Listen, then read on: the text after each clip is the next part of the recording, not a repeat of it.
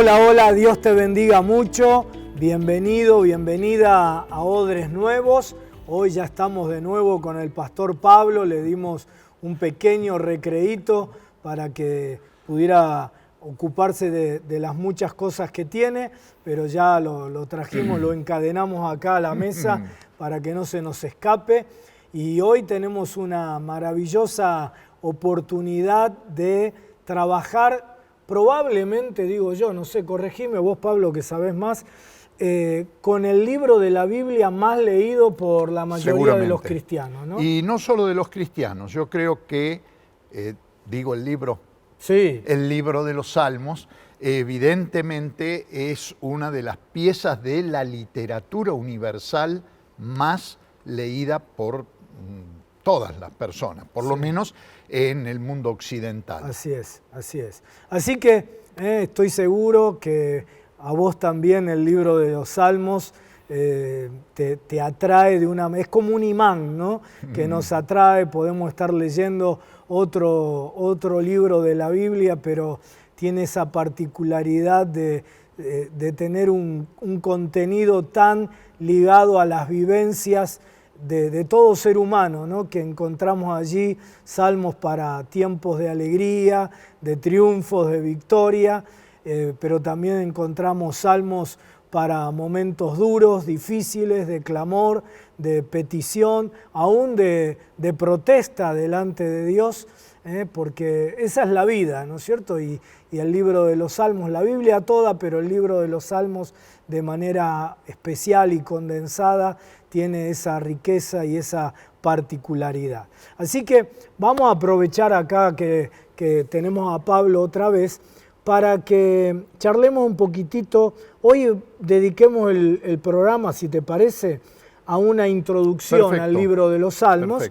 y después vemos cómo lo aterrizamos a la realidad de hoy. Abonando un poco lo que decías hace un rato, Carlos, en cuanto al valor del libro para la vida personal.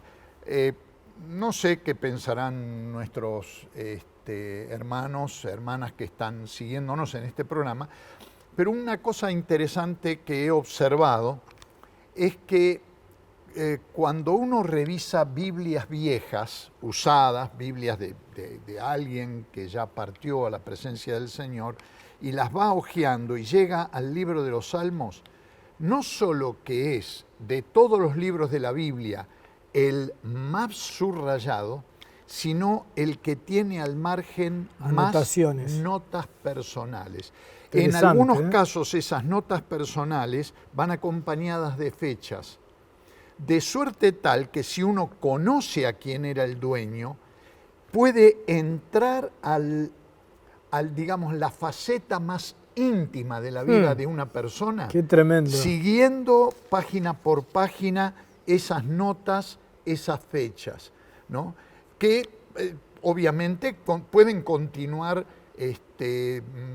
privadas, cerradas en cuanto a los detalles, pero una determinada fecha, gracias Señor, tú eres fiel, me sostuviste en la hora dura, pequeñas frases así que casi transforman en este sentido al libro de los Salmos en una suerte de diario personal.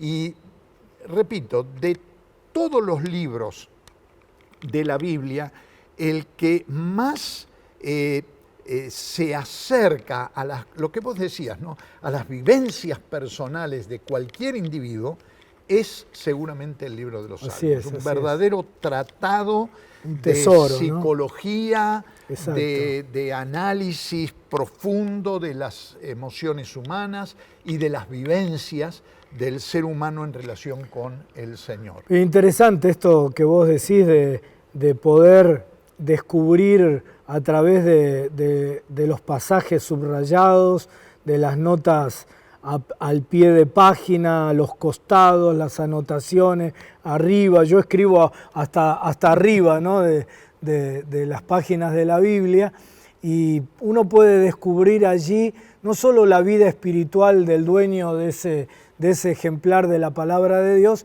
sino también sus luchas, sus triunfos, los momentos que han sido parte de su camino, de su derrotero de vida, ¿verdad?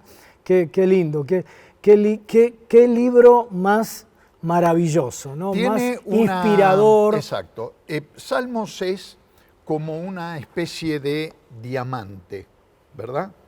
Que tiene bien tallado una serie de caras, muchas caras, que a la luz irradian un brillo, un resplandor, una belleza particular. Y esas múltiples caras, facetas del libro, es lo que lo transforma en una pieza literaria muy especial dentro de todo el consejo de la palabra de Dios. Quizás una de las facetas más importantes del libro de los Salmos es que se trata de poesía. Y la poesía de la mejor calidad que uno se puede imaginar. No importa cuál es la versión, por supuesto que hay algunas versiones que los traductores han hecho con un gran manejo de la lengua y con sensibilidad poética, han hecho una pieza, una traducción que en sí misma es una obra literaria de una exquisitez extraordinaria. ¿Cuál es la versión que a vos más porque esto también es una cuestión subjetiva, ¿no? Totalmente. Pero sí, digamos, ¿cuál es la versión que a vos te enriquece más precisamente por este detalle no tanto espiritual como técnico, pero que sí permite, vehiculiza lo espiritual de una mejor manera? La respuesta es personal, sí. No es una respuesta técnica, sí, es una respuesta personal. Obviamente que como Biblia de cabecera y especialmente como Biblia de estudio, la nueva versión internacional, la Biblia Nueva Reforma, es la que más leo, más uso y me satisface. En este sentido, los traductores han sido hombres y mujeres de un alto nivel académico en América Latina y han hecho una excelente traducción de Salmos, con todos los elementos técnicos que se requieren, que no es fácil traducir poesía, ¿verdad? Para que no pierda la riqueza poética. Sí, sobre todo porque además de ser poesía, es poesía hebrea. Que tiene sus vueltas. Que tiene su propia característica. Exacto. ¿No es cierto? Y sus giros, sus modismos, de eso podemos hablar en un ratito. Ahora, NBI, nueva versión internacional. En el uso personal, una versión realmente muy buena, que no sé si la tenemos en castellano, creo que sí la tenemos en castellano, pero yo la he leído en inglés y en portugués, y que es fascinante, es El Mensaje. The Message. The Message. Un mensaje. Todavía no está en castellano. Todavía no está en castellano. Tiene una riqueza, es una paráfrasis del texto, no se sujeta técnicamente como la NBI. La NBI, ¿por qué Pablo dice que a él lo satisface? Porque de las versiones en castellano que conocemos es la que está más apegada a una traducción mejor del texto hebreo, del texto con todos los griego, recursos técnicos en el Nuevo Testamento, ¿no? Con todos los recursos, con los descubrimientos de los manuscritos más cercanos, más fidedignos a los originales, etc. Con una serie de cuestiones técnicas que ahora no vienen a cuento. The Message es una versión en inglés originalmente, que ya fue traducida al portugués, pero todavía está en proceso de ser traducida al español, y que es una paráfrasis hermosa. Hermosa, es lindo leerla. Y la tercera que he usado y que me da mucha satisfacción es la Biblia en lenguaje actual, que también es una paráfrasis que la tenemos disponible desde hace algunos años y que está muy bien hecha, porque pone nuestro lenguaje más frecuente, nuestro castellano más actual, latinoamericano, la riqueza de la poesía hebrea. Y los jóvenes, las que más leen los jóvenes, y que también es muy linda, es la que leo ahora todos los días, junto con los que somos criados en la Reina Valera, nos cuesta soltarla, ¿no? Sí. Sabemos que no es la más apegada como la NBI técnicamente a los textos, tampoco tiene un lenguaje muy moderno, sí, pero uno se formó con esa versión. Son los textos que sabemos de memoria y demás, ¿no es cierto? Bueno, pero los jóvenes, ahora yo leo también junto con la Reina Valera, leo esa, que es la nueva traducción viviente, sí, ¿no? Que sí, también tiene un lenguaje muy popular. Explícale un poquito en 2 palabras, porque hemos dicho de Message ¿cómo es la lenguaje actual? La Biblia en lenguaje actual. La Biblia en lenguaje actual. ¿Qué es una paráfrasis? Una paráfrasis es tomar una determinada versión, por supuesto teniendo el texto griego y hebreo detrás, por eso tiene que ser una buena traducción, pero luego colocar el contenido del texto en un lenguaje llano, que sea de fácil comprensión. Popular. Que no necesariamente traduce palabra por palabra, exacto, sino toma la idea global, ¿no? Y trata de ponerla en términos comprensibles. Claro, ¿no? Como a veces hace ¿vieron cuando hay un predicador de habla inglesa y hay un intérprete? Normalmente el intérprete no traduce palabra por palabra, sino que toma la idea global y la transmite, ¿no es cierto? Y transmitirlo en un buen castellano, claro, pero un castellano un tanto más simplificado. Sí. Es decir, la Biblia está llena de términos técnicos, muchos de los cuales en una primera lectura no se entienden. Propiciación. Si uno no explica qué es propiciación, la mayor parte de la gente que escucha la palabra o la lee no lo entiende. Tomando un término de Reina Valera, que no lo usa NBI, concupiscencia.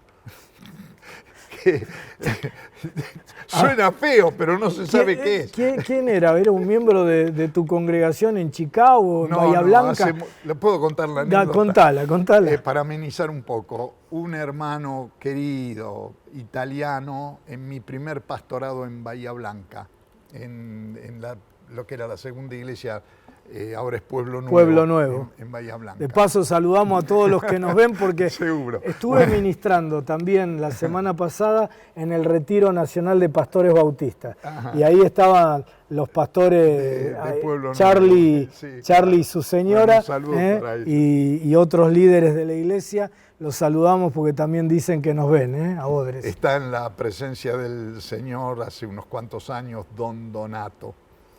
Y era un creyente fiel, diácono de la iglesia, hermosa persona. Pero él quería quedar bien conmigo y yo ya estaba estudiando en la universidad, venía con mis títulos y qué sé yo, y él hacía un esfuerzo por hablar un buen castellano. Había invitado un matrimonio al culto, y cuando termina el culto me lo presenta. Y en este esfuerzo de querer usar palabras difíciles para él, me presenta al señor fulano de tal, eso concubina. En vez de decir cónyuge, dijo concubina, porque sí, le sonó por ese lado. Bueno, hay muchas palabras así que... Pero no había otro que... O no eras vos, no me acuerdo. Me parece que tenía que ver con vos, desde hace tantos años me lo contaste.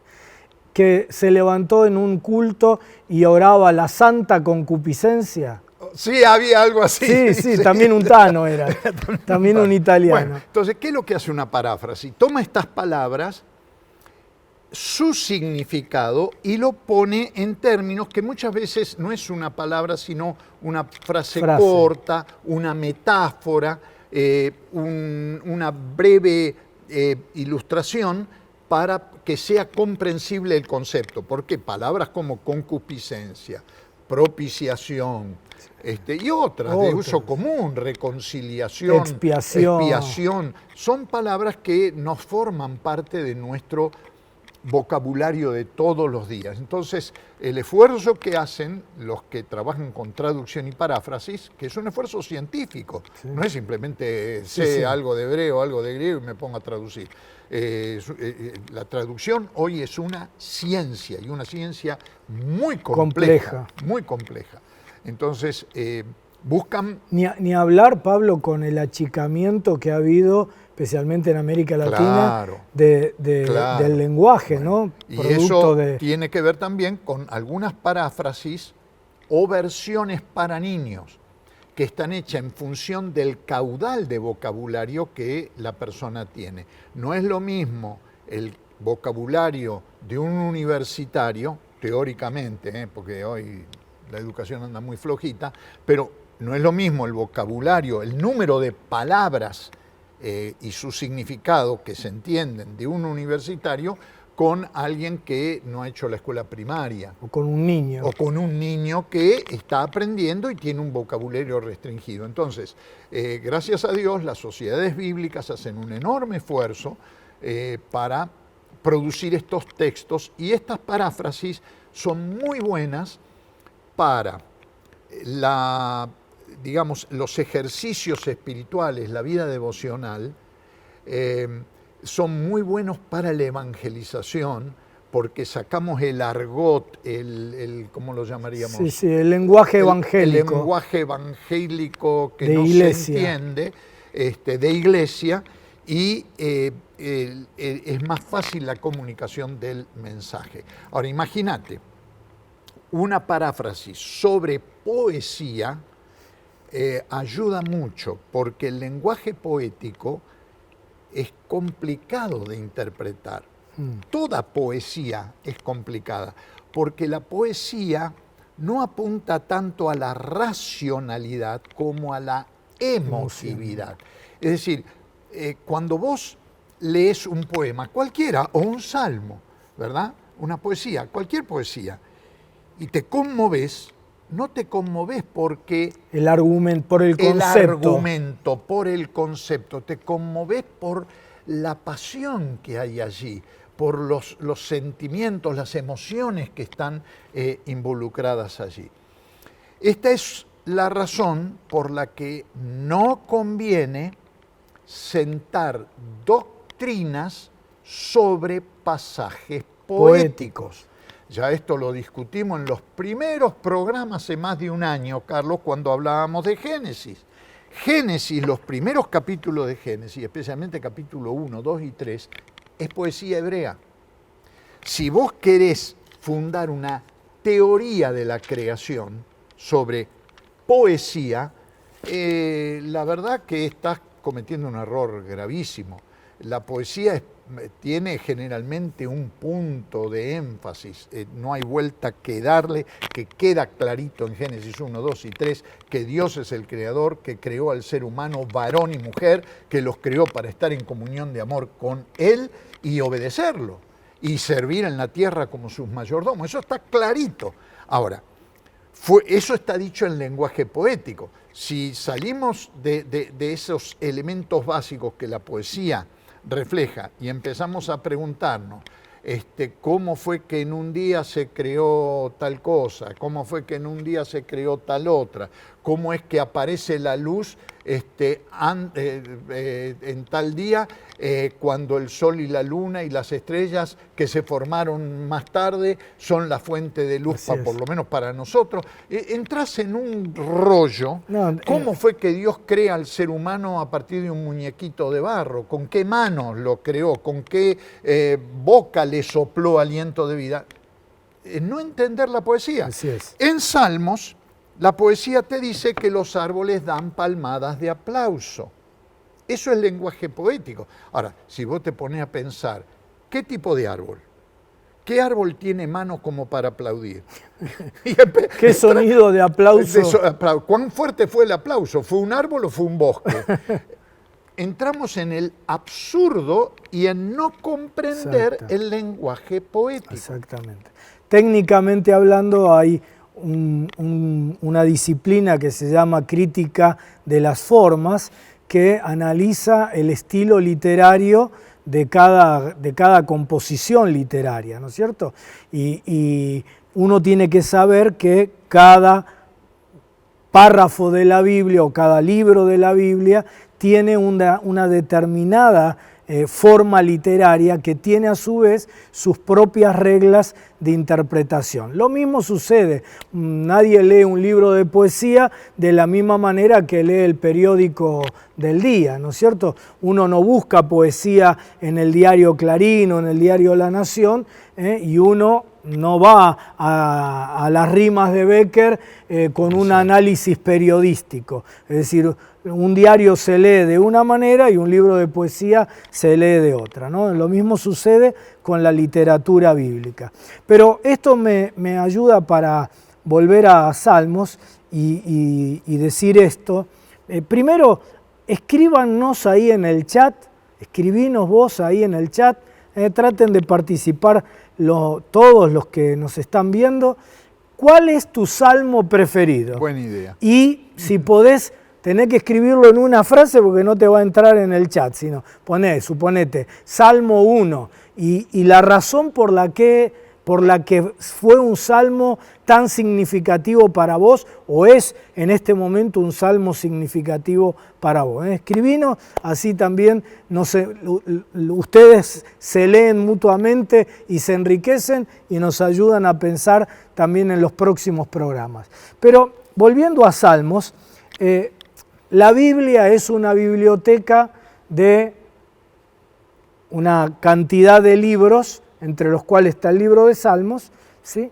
Pero a su vez el libro de Salmos también es una mini biblioteca de 5 libros o 5 secciones de libros, ¿no es cierto? Y hay un poco de todo. Hay salmos de alabanza y adoración que tienen un evidente objetivo litúrgico, y aún dentro de lo litúrgico, salmos que son para la adoración personal y otros que son para el canto y la celebración cúltica, colectiva. Entonces, pero que su objetivo es brindar a través del canto, de la poesía, el recitado, la lectura antifonal, cualquiera que sea el camino, alabanza y adoración a Dios. Dicho esto, aún ahí hay que hacer una división entre salmos que son celebratorios de alabanza, generalmente muy efusivos, de mucho clamor, de gritos, aleluya, gloria a Dios, instrumentos, etcétera, y con sonido y acompañado por esto y por el otro, coro y orquesta, y otros que son de adoración, de recogimiento, de reconocimiento de Dios en sus virtudes, en su carácter y demás, ¿verdad? Y que son muchas veces oraciones que se presentan a Dios.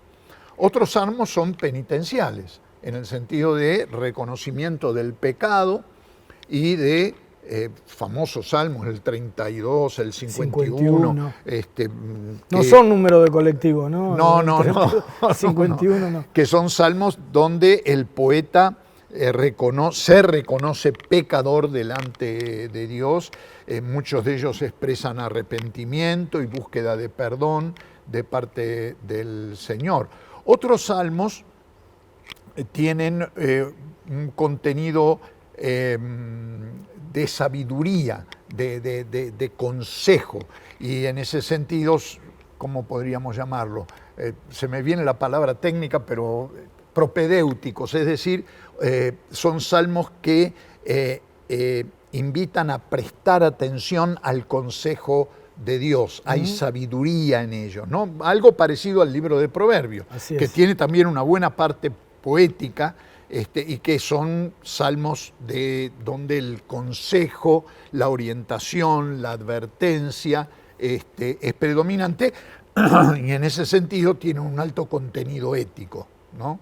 Estos son muchos de los salmos que condenan al malo y bendicen al bueno, El Salmo 1, ¿no? Bienaventurado. Salmo 1, 37, que hablan del destino de los buenos, el destino de los malos, y en ese sentido exhortan a una vida justa en contra de una vida de maldad.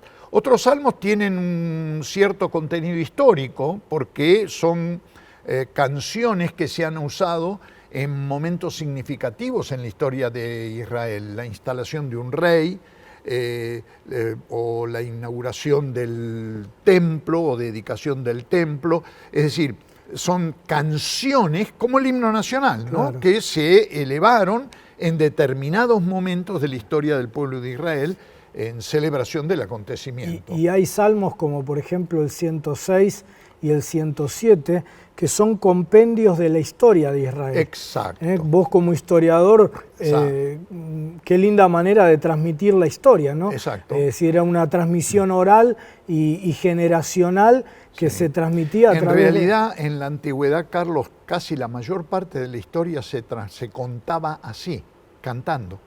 Los trovadores, en los fogones, el oficio del trovador era recordar batallas, hablar de las glorias de determinado rey.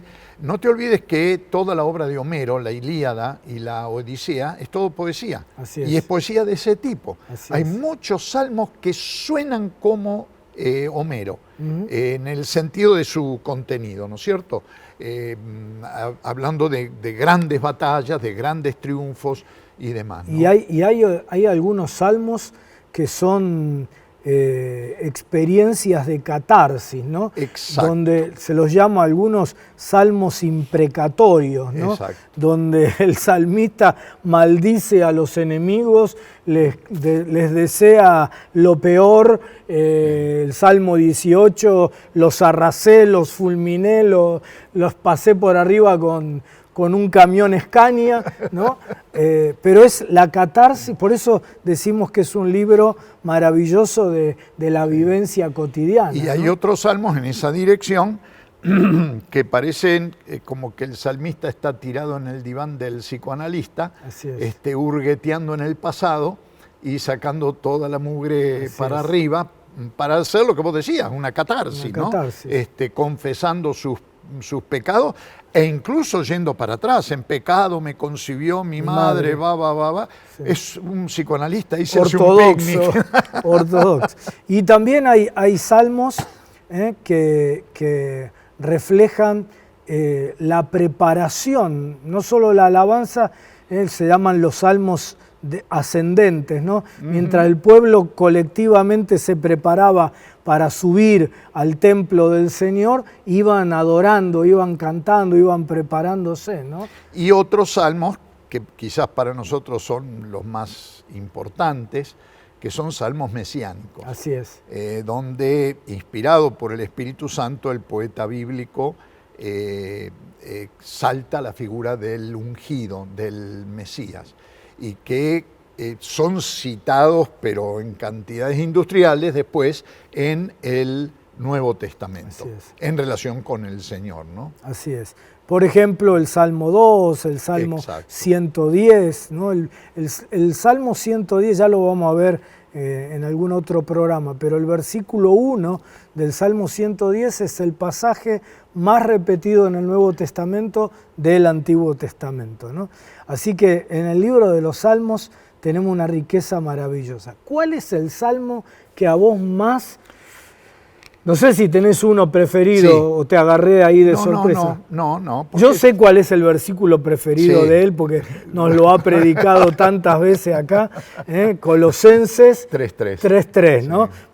Pero eso lo vamos a dejar para cuando tengamos Colosenses, ¿sí? Sí, llegamos. Pero ¿cuál es el salmo que más te ha bendecido? Por supuesto que están los clásicos, ¿verdad? El 23, el 1, el 23, etc. Pero hay uno que aprendí de memoria cuando tenía 9, 10 años. Y no sé por qué vuelvo a él. Es un salmo largo, pero vuelvo a él porque me ha hecho bien, me hace bien leerlo, recordarlo, en distintos momentos de mi vida. Es el Salmo 37, los versículos 3 al 9. Y creo que son esas... ¿Todavía te lo acordás de memoria? Más o menos. Sí, si tengo la palabra de arranque, por ahí me lo acuerdo. Pero vuelvo a él, cada tanto vuelvo... Es un salmo precioso, sí, ¿no? vuelvo a él. Confía en el Señor y haz el bien. Bueno, esta es NBI, ahí está Reina Valera, es la que más o menos me acuerdo, ¿no? Pero la idea de confiar en el Señor pase lo que pase. Y yo creo que es un salmo que tiene para nosotros hoy una actualidad. Exacto, porque ¿sabes por qué te pregunté esto? Increíble. Porque quiero que terminemos hoy en esta sencilla introducción que hemos hecho. Bueno, me gustaría leer entonces Toma, estos versículos. Acá lo tenés en la... No, lo leo de NBI. ¿NBI? Sí, bueno, lo leo vale. de NBI. Porque es cierto, sería bueno terminar orando sobre esto. Porque el Salmo tiene una gran actualidad. Miren lo que dice, dice que es de David. Bien puede ser de David, ¿no? Sí. Confía en el Señor y haz el bien. Establécete en la tierra y mantente fiel. Deleítate en el Señor y Él te concederá los deseos de tu corazón. Encomienda al Señor tu camino, confía en Él y Él actuará. Hará que tu justicia resplandezca como el alba, tu justa causa como el sol de mediodía. Guarda silencio ante el Señor y espera en Él con paciencia. No te irrites ante el éxito de otros, de los que maquinan planes malvados. Refrena tu enojo, abandona la ira, no te irrites, pues esto conduce al mal. Porque los impíos serán exterminados, pero los que esperan en el Señor heredarán la tierra. Qué lindo, qué lindo. Y en distintos momentos de mi vida, Carlos, esto ha sido de un valor extraordinario. Y creo que en tiempos como estos, con tanta incertidumbre, donde la maldad nos rodea por todos lados, donde parece que cuanto más mentiroso, injusto, corrupto y perverso es alguien, tanto mejor le va en la vida, y los justos salen siempre perdiendo, pagando más impuestos, quedándose sin trabajo, viviendo de limosna del Estado o de prestado y teniendo que enfrentar miles de dificultades, enfermedad, etcétera, como cualquier hijo de vecino. Creo que palabras como estas son las que nos ayudan a seguir confiando en el Señor. Amén, amén. Que lo importante no es tanto cómo va la carrera, sino cómo llegamos a la meta. Amén. Porque como dice Apocalipsis, al que venciere le daré la corona de la vida. Amén. Vamos a tener dos oraciones, Amén. Pablo. La primera te la voy a pedir a vos. Te vas a enfocar en los versículos 6 al 9. Okay. Gente que está sufriendo injusticias como las que acabas de describir. Miren en este salmo, bueno, en muchos de los pasajes, los verbos ya nos marcan la agenda para que nosotros respondamos a la palabra, ¿no? Comienza hablando de que el Señor va a exhibir tu justicia como la luz del mediodía. Hay gente que está sufriendo injusticia, hay gente que necesita que Dios exhiba su derecho como el mediodía, como la luz del mediodía. Sí. Después dice que guardemos silencio, que no nos alteremos, como dice la versión ahí, el versículo 7. Dice, guarda silencio ante el Señor y espera en Él con paciencia. Y después dice, no te irrites ante el éxito de otros. Bueno, gente que está amargada porque... a veces hasta con justicia, ¿no? Porque hubo otros que hicieron las cosas malas y les va bien. ¿sí? Bueno, quiero que ores por eso. Y finalmente, deja la ira y desecha el enojo, no te excites en manera alguna a hacer lo malo. Sí. Que el mal ajeno no nos cambie a nosotros. No nos cambie a nosotros. Bueno, ¿no? Dale, vamos a orar por eso. Orá por eso y yo después hago una segunda oración. Señor, qué hermosa, qué oportuna y qué a tiempo es tu palabra para asistirnos en los momentos de mayor necesidad. No hay duda que aquí en Argentina, en toda América Latina, acá en Buenos Aires, en todo el país, donde quiera que sea, estamos pasando por situaciones de incertidumbre, de tensión, de injusticia, de necesidad en muchos aspectos. Y cuánto necesitamos entrar en esta dinámica tuya de confiar en vos, de encomendar nuestro camino a vos, de guardar silencio ante vos, de refrenar nuestro enojo delante tuyo. Y tenemos que decirte que no nos resulta fácil, ¿eh? Basta que veamos un poco de noticias, escuchemos a algunos líderes, pensemos en el futuro inmediato para que el ánimo decaiga, para que nos sintamos frustrados, que a veces terminemos diciendo, ¿y para qué vale la pena ser bueno si los malos te pasan por arriba y encima les va bien? Hay muchos hermanos y hermanas, Señor, escuchándonos, que están pasando por estas circunstancias. Y queremos pedirte en el nombre de Jesús que primero pongas paz en nuestro corazón, que nos ayudes a confiar. Tus discípulos te dijeron en una ocasión, Señor, aumentanos la fe. Te lo pedimos, porque la verdad que las situaciones que nos rodean, la fe que tenemos no nos alcanza. Ayúdanos a que esta fe como grano de mostaza sea suficiente para sobrellevar lo que tenemos que sobrellevar y mantenernos fieles. Ayúdanos, Señor, vos conocés el camino de cada uno y ayúdanos a confiar en que vas a actuar, que no nos vas a dejar en ningún momento. Dijiste que ibas a estar con nosotros hasta el fin y te necesitamos ya. Así que te pedimos que así nos acompañes, nos peregrines con nosotros. Amén. En medio de estas circunstancias, estés en nuestra barca en medio de esta tormenta. Y también que no caigamos en el pecado de tantos hoy que tienen la boca abierta para decir sandeces y mentiras. Ayúdanos también a entender que hay circunstancias y momentos en la vida que es mejor guardar silencio. Amén, amén.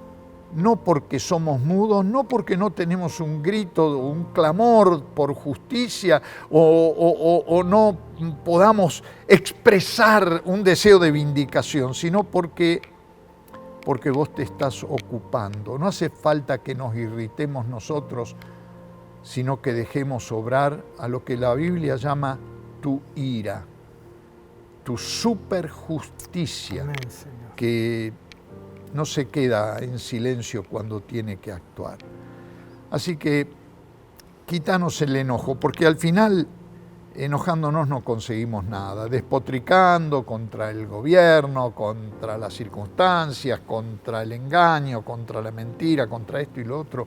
No ganamos nada más que crearnos problemas de salud, aumentar la inseguridad personal y afligirnos inútilmente. Por más que nos preocupemos, nadie puede agregar a su estatura 30 centímetros. Así que danos sabiduría. Danos sabiduría para que a las cosas malas que nos ocurren no le agreguemos el mal de un enojo descontrolado, sino que sepamos que para quienes andan en camino de mentira y de muerte, lo único que les espera es la muerte, y la muerte segunda y definitiva, la extinción, la desaparición del mapa. Amén. Pero a quienes andamos caminando con aquel que es el camino, la verdad y la vida, nos espera vida, vida, vida, vida, y en abundancia. Amén. Desde ahora y por toda la eternidad. Amén, Señor. Ayúdanos a encontrar tu consuelo, Señor, sabiendo que dentro de poco los malvados dejarán de existir. Amén. Así de clarito. y literal, dejarán de existir. Y por más que los busques, en toda la eternidad no los encontrarás. Porque solo hay un rey, hay un trono, hay un reino, y en ese reino están aquellos que en medio de la prueba son capaces de mantenerse fieles hasta el fin. Ayúdanos a nosotros a ser parte de esa cohorte de hombres y mujeres fieles que te siguen hasta el fin. Para la alabanza de tu gloria, en el nombre de Jesús. Amén, amén, amén, amén, amén. Y ahora vamos a orar los 3 primeros versículos que Pablo leyó, versículo 3, 4 y 5. Y otra vez los verbos nos marcan también la agenda de la oración. Confía en el Señor. Amén. Deleítate a sí mismo en el Señor y encomienda a Jehová tu camino y confía en Él y Él hará. ¿Sí? Entonces, esta oración va a ser el vehículo que Dios va a utilizar para vos que estás pasando por un tiempo difícil, por un tiempo problemático, por una circunstancia que te resulta adversa. Acá el Señor dice primero, confía en mí, confía en mí, confía en mí. Si confías en mí, deleitate en mí. ¿Sí? Por supuesto que la primera aplicación de esto de deleitate tiene que ver con nuestra actitud de alabanza, de adoración, pero va más allá que tener un momento de alabanza y de adoración, sino tener una vida de decir, Señor, vos vas a hacerlo todo bien. No importa lo que esté yo atravesando ahora, yo confío, encomiendo mi vida a vos, mi camino a vos, mis pasos a vos, sabiendo que si confío en vos, vos vas a hacer tu obra perfecta. Me deleito aún en medio de circunstancias negativas porque vos sos el dueño de mi vida. ¿Sí? ¿Te animás a orarlo así? Amén. Padre, en el nombre de Jesús, oramos en el poder del acuerdo con Pablo por todos nuestros queridos hermanos y hermanas que están pasando por algún tiempo difícil, por alguna circunstancia de enfermedad, problema familiar, necesidad material, alguna problemática interior, emocional, aún mental, en el nombre de Jesús de Nazaret. Señor, confiamos en vos. Confiamos en vos, confiamos en vos. Tal vez hasta ahora estuvimos confiando en nuestras fuerzas, tal vez hasta ahora estuvimos confiando en nuestros recursos, en nuestra experiencia, en nuestras capacidades, pero ahora, Señor, ponemos nuestra confianza basal en vos, Señor. Amén. En vos, en vos, en vos, en vos. Tu palabra dice, maldito el varón que confía en el hombre, pero bendito aquel que confía en el Señor. Señor, ahora corremos el fundamento de nuestra vida, de nosotros mismos, de otras personas, y te ponemos a vos como la piedra de ángulo, el cimiento, el fundamento de nuestra vida. Y si vos sos nuestro fundamento, ¿cómo no deleitarnos en vos? Nos gozamos de tener una roca firme en estos tiempos de tanta inestabilidad, en estos tiempos donde todo cambia, de tanta inseguridad física, material, de tanta inseguridad a nivel de lo familiar y de lo emocional. Señor, vos sos nuestra roca. Vos sos nuestro fundamento, vos sos nuestro cimiento. Nos deleitamos en vos y sabemos que por deleitarnos en vos, porque vos sos nuestro Señor, vas a conceder las peticiones de nuestro corazón. Esa petición por tu hijo que está en una adicción, esa petición por un ingreso mayor a nivel de lo económico, por un trabajo, por una vivienda, esa petición de sanidad sobre tu cuerpo o el de un ser querido, esa petición por integrar tus pensamientos, sentís y aún te han diagnosticado esquizofrenia y en el nombre de Jesús ahora el Señor va a integrar tu mente, esa mente dividida la va a integrar ahora en el nombre de Jesús de Nazaret. Ahora Dios está sanando, está ahora reconstruyendo un hombre, un varón que tiene una fisura en su zona de las costillas y tiene mucho dolor en este momento. El Señor te está poniendo su mano y te está sanando en este instante. Ahora, en el nombre de Jesús, en el nombre de Jesús, tu palabra dice, Señor, que el testimonio de Cristo es el espíritu de la profecía. Amén. Y que cuando damos testimonio de tu obrar, otros que están escuchando, simplemente por creer el testimonio, son sanados. Amén. Proféticamente enviamos este testimonio. Amén. Señor, voy a declarar el testimonio de un joven de Cipolletti que recibió en algún momento de nuestra programación una palabra de ciencia de que estaba siendo sanado su oído. Amén. Él tenía perdida toda la audición de uno de sus oídos, pero creyó la palabra y recuperó instantáneamente Amén. su audición. Se acababa de hacer una audiometría y tenía 100% de audición en ese oído. Ahora, otras personas que están con problemas en sus oídos y que reciben este testimonio y que creen la palabra de este testimonio, ahora son sanados. Amén. En el nombre de Jesús Amén. De Nazaret. El Señor no solo concede las peticiones de tu corazón. Cuando vos te deleitas en Él, Él se deleita en bendecirte. Amén. Él se deleita en responder a tu necesidad. Ahora, en el nombre de Jesús, en el nombre de Jesús, gente que está necesitada de dirección, que tiene que tomar decisiones, que tiene que tal vez decidir si comienza un emprendimiento independiente a nivel laboral, gente que está con mucha bronca en su corazón contra el país y que ahora la oración que hizo recién Pablo, entendiste que no tenés que guardar esa bronca y estaba ya pensando en irse, estaba pensando, pero no por una guía de Dios, sino por bronca. Ahora encomienda a Jehová tu camino, confía en Él y Él hará. Confía en Él y Él hará.